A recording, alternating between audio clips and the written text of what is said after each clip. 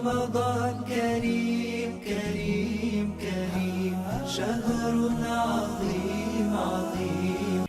السلام علیکم ورحمۃ اللہ وبرکاتہ. الحمدللہ والصلاۃ والسلام علی رسول اللہ. یہ بات چل رہی ہے کہ رمضان ختم ہونے والا ہے، آخری عشرہ داخل ہو چکا ہے. ہم نے پوری کوشش کرنی ہے کہ اس آخری عشرے کے اندر جتنی ہو سکے محنت کر لیں. میں نے کل یہ عرض کیا تھا کہ آخری عشرے میں نبی کریم علیہ الصلاۃ والسلام بہت محنت کرتے تھے.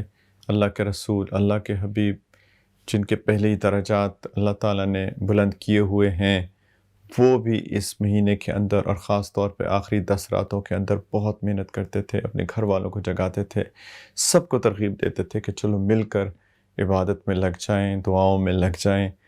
تو ہم نے بھی کوشش کرنی ہے کہ ان دنوں میں بہت محنت کریں. اور میں نے یہ بھی عرض کیا تھا کہ ان آخری 10 دنوں میں ایک جمہور قول کے مطابق، although اس کے دوسرے اقوال بھی ہیں، کہ ان 10 دنوں میں، آخری 10 دنوں میں رمضان المبارک کے لیلۃ القدر بھی ہوتی ہے. اور لیلۃ القدر 1000 مہینوں سے بہتر ایک رات ہے. اللہ تعالیٰ نے سورۃ القدر میں فرمایا کہ اعوذ باللہ من الشیطان الرجیم، بسم اللہ الرحمن الرحیم، انا انزلناہ فی لیلۃ القدر وما ادراک ما لیلۃ القدر لیلۃ القدر خیر من الف شہر. ایک رات 1000 مہینوں سے بہتر. انسان ایک رات کی عبادت کرے اور اس کو 1000 مہینوں سے زیادہ، اگر اس کو لٹرلی لیں تو 1000 مہینوں سے زیادہ عبادت کا اس کو ثواب ملتا ہے. 1000 مہینے تقریباً 80 سال، 83 سال، 83 ایئرس کے قریب بنتے ہیں. تو ایک رات کی عبادت میں انسان کو کتنا ملتا ہے. اور اس رات کو میں نے عرض کیا تھا کہ اس کو تلاش کرنا چاہیے. ویسے تو ایک حدیث میں آخری 10 راتوں میں اس کو تلاش کرنے میں آتا ہے، ایک میں آڈ نائٹس، طاق راتوں میں آتا ہے، 21، 23، 25ویں، 27ویں یا 29ویں کی رات میں. تو کیا کریں اس رات میں؟ اس رات میں ہم نے کوشش کرنی ہے کہ کم از کم عشاء کی نماز جماعت کے ساتھ اور فجر کی نماز جماعت کے ساتھ ضرور پڑھنی ہے. کیونکہ نبی کریم علیہ الصلاۃ والسلام نے فرمایا کہ اگر کسی نے عشاء کی نماز جماعت کے ساتھ پڑھ لی، اس کو ایسے ہی ہے جیسے اس نے آدھی رات نماز پڑھی، نفل نماز. اور جس نے فجر کی نماز جماعت کے ساتھ پڑھ لی، وہ ایسے ہی ہے جس نے باقی آدھی رات نماز پڑھی، نفل نماز. تو اگر عشاء کی اور فجر کی نماز جماعت کے ساتھ ہم پڑھ لیں تو اس کو ایسا ہوگا جیسے کہ اس نے ساری رات نماز میں گزاری ہے. یہ تو سب سے آسان کام ہے. مجھے پتہ ہے کئی جگہ پر لاک ڈاؤنس ہیں، مسجدیں نہیں مسجدیں بند ہیں، کھلی نہیں ہیں، تو وہاں پہ جماعت نہیں کر سکتے. تو کوشش کریں گھر میں جماعت کر لیں، گھر میں جماعت کر لیں. اگر آپ کے گھر میں اور مرد نہیں ہے تو ایون فیملیز جماعت کر لیں، خواتین کے ساتھ جماعت کر لیں. شوہر لیڈ کر لے، وائف اس کے پیچھے پڑھ لے. اس کا طریقہ یہ ہوتا ہے کہ اگر صرف ایک مرد اور ایک عورت ہو تو مرد آگے کھڑا ہو اور عورت پیچھے کھڑی ہو، مرد آگے کھڑا ہو اور عورت پیچھے کھڑی ہو.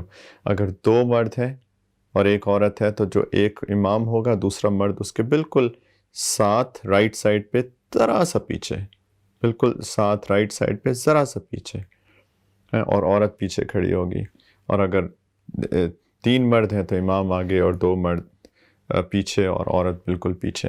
تو اس ترتیب جو بھی گھر میں جس طرح کے افراد ہیں ان میں جماعت کر لی جائے.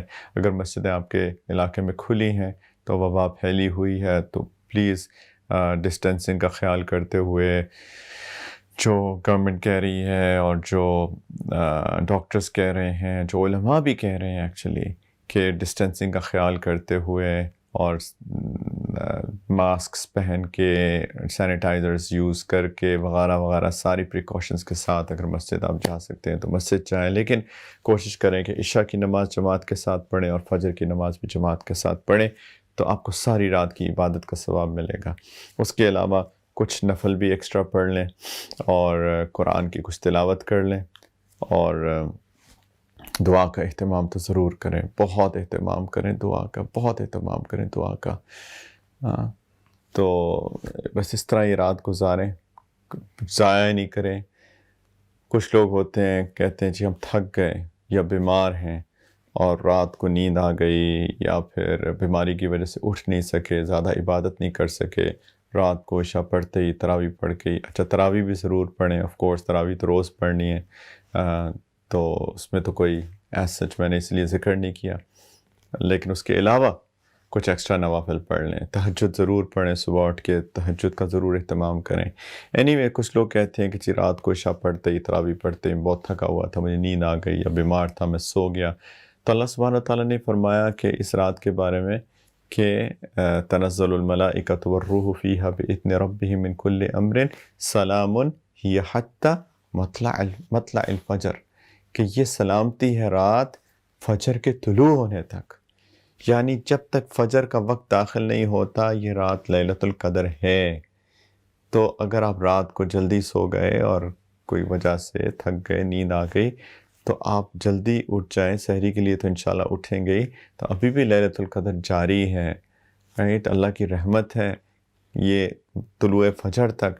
تو رات کے آخری حصے میں بھی فجر سے پہلے بھی اگر آپ کچھ رکعت تہجد کے پڑھ کے اور اس وقت بھی دعاؤں کا اہتمام کر لیں تو انشاءاللہ تعالیٰ آپ اس رات کی فضیلت کو پا لیں گے، لیکن ضرور محنت کرنی ہے، ضرور محنت کرنی ہے۔ نبی کریم صلی اللہ علیہ وسلم نے ایک حدیث مبارکہ میں فرمایا کہ من قام لیلۃ القدر ایمانا و احتسابا غفر له ما تقدم من ذنبه، کہ جو شخص لیلۃ القدر میں ایمان کے ساتھ اور اللہ سے اجر کی امید کے ساتھ، اللہ سے اجر کی امید کے ساتھ اس نے قیام کیا، نفل نماز پڑھی لیلۃ القدر میں، اس کے تمام جو پچھلے صغیرہ گناہ ہیں وہ معاف کر دیے جاتے ہیں، جتنے ہمارے صغیرہ گناہ ہیں معاف کیے جاتے ہیں۔ ایک اصول ہے اللہ سبحانہ وتعالیٰ کا کہ اس طرح کی کچھ عبادات سے یا اس طرح کے کچھ مواقع سے اللہ تعالیٰ صغیرہ گناہوں کو معاف کر دیتے ہیں، کبیرہ گناہوں کے لیے توبہ لازم ہے، کبیرہ گناہوں کے لیے توبہ لازم ہے۔ اور یہ اتنی عجیب بہترین اللہ تعالیٰ نے رات دی ہے۔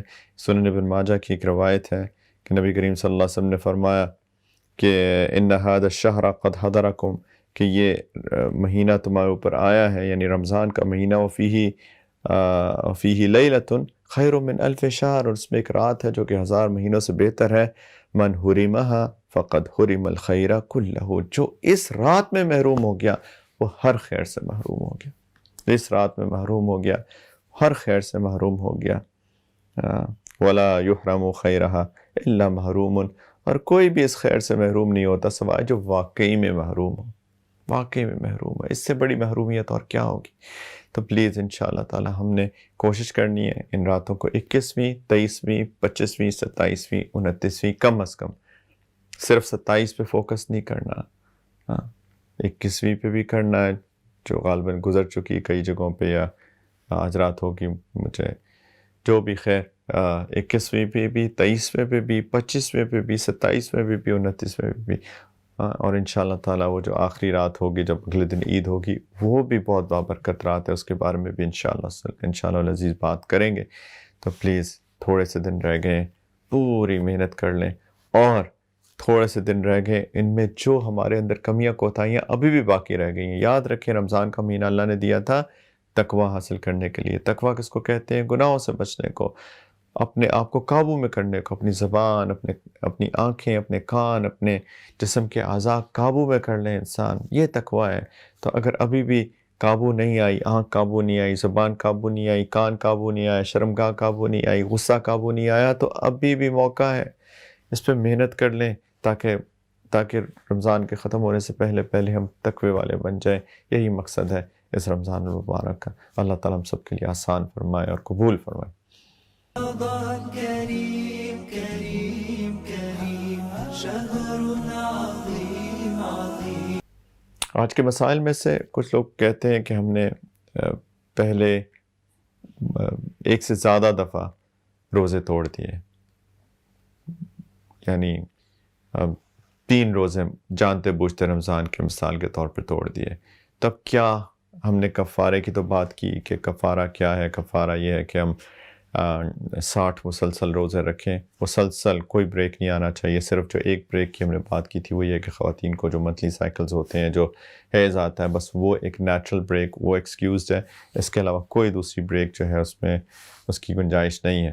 تو ہم کیا 3 دفعہ ایسا کریں، 60 روزے مسلسل رکھیں؟ تو اس کے بارے میں جواب یہ ہے کہ ایسا نہیں ہے، اللہ کی رحمت بہت وسیع ہے، اللہ نے بہت ہمارے اوپر کرم کیا ہوا ہے کہ اگر کسی نے پہلے ایک سے زیادہ دفعہ جانتے بوجھتے رمضان کا روزہ توڑا تھا تو ایک کفارہ اس کے لیے کافی ہو جائے گا، اور انشاءاللہ ان سب کا کفارہ ہوگا۔ لیکن اگر خدا نخواستہ اللہ نہ کرے، اللہ کرے کہ ہمیں احساس ہو گیا ہو کہ ہم نے بہت بڑا گناہ کیا تھا یہ اور آئندہ انشاءاللہ نہیں کریں گے، لیکن اگر اس کفارے کے ادا کرنے کے بعد اگر کسی نے پھر جانتے بوجھتے رمضان کا روزہ توڑ دیا تو پھر اس کا کفارہ اس کو دوبارہ ادا کرنا پڑے گا۔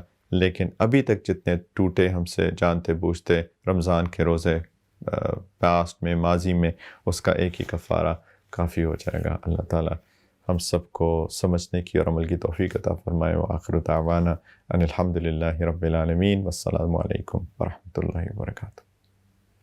رمضان كريم كريم كريم شهر